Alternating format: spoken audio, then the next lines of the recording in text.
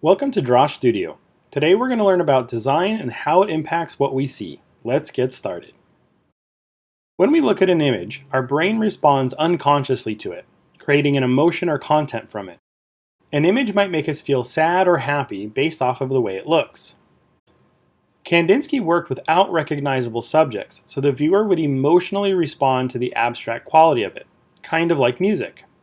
Take a look at this painting and think about what kind of music it feels like to you. I have asked hundreds of students this question, and the number one answer by far is jazz. A close second is classical or pop. This tells us viewers will have a measurable interpretation to what they see. Even though there was variation in the answers, no one ever said it looked like heavy metal to them. This similarity in responses happens because there is a commonality of human experience that wires our brains a certain way. Artists tap into this wiring to plan or design an emotional response in their work. They do this by manipulating the elements and principles of design. The elements of design are the things we design with. They are space, point, line, shape, pattern and texture, value, and color. The principles of design are the systems that guide how we arrange those things. They are placement, repetition and variation, rhythm, movement, balance, emphasis and contrast, and scale and proportion. The elements plus the principles equal the content or emotion of the final work. Kandinsky repeated round shapes in varying sizes, used lots of dynamic angles, and muted colors, and it is this combination that gave you the impression of musical rhythms that you felt, whether it was jazz or some other type of music. To me, the piece sounds a little something like this.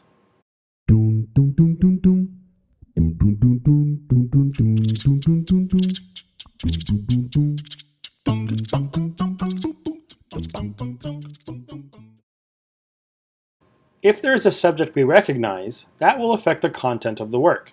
In Benjamin West's The Battle of La Hogue, the fire, smoke, drowning bodies, and screaming soldiers engaged in battle goes a long way to making you feel something about the piece. But the way the artist uses the elements and principles of design will have a much deeper impact on the emotion that you feel. This is because there are general truths in the way the human mind will respond to the elements and principles of design. For example, diagonal lines tend to seem exciting or create energy or movement in our minds. So an artist who wants to capture the excitement and frenzy of battle knows that using these elements of design will help convey that. West constructs his fire, smoke, and battling figures in a framework of diagonal lines to make you emotionally feel the sense of chaos of battle. He also uses dark, somber colors and high contrast to exaggerate this emotion. It is the complex crafting of these elements and principles that is design. Some artists do this intuitively, where they design their finished work as they make it. But many artists use a gradual series of steps to intentionally plan the emotional response or aesthetic of the finished work. And this is what we call the design process. Often artists start by brainstorming or writing out their ideas. Brainstorming is a really useful tool to get your ideas out of your head and on paper. Writing your ideas out makes them easier to evaluate and find the best direction for your work. Van Gogh wrote hundreds of letters to his brother Theo where he discussed his life and passions, but also ideas for his artworks. He often included small sketches as part of this process. These small sketches are called thumbnails. A thumbnail is a small, quick drawing to get your ideas down. This thumbnail sketch was of a composition that became Van Gogh's first masterpiece called The Potato Eaters, and we can see the origin of its design here. This example is a 4.5 by 6.5 inch thumbnail sketch by William Tiley Ranney made to design his work, The Freshet. Notice the quickness and simplicity he used to capture his ideas. Thumbnails can be loose or even scribbly, like these by Benjamin West. The idea is to work small and quickly to move through a lot of ideas and designs early on to narrow down what you want to say and how to design it. Even artists who work abstractly like Mondrian made sketches to plan their finished works or get their ideas out quickly on paper.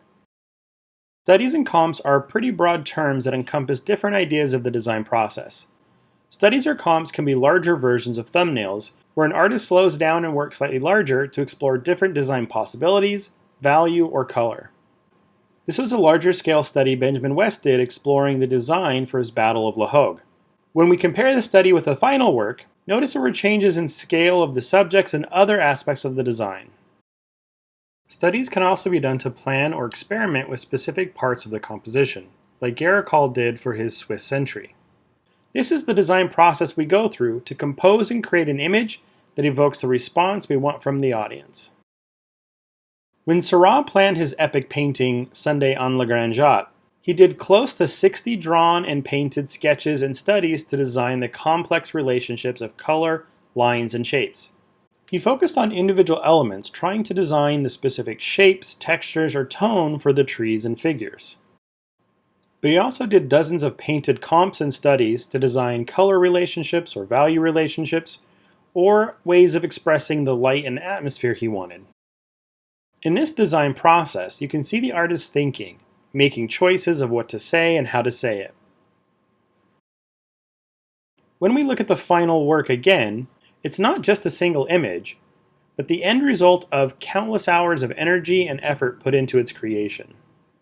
Understanding the design process will help demystify how we make artwork and give you a new appreciation of the effort and energy it takes to make work that captures our audience.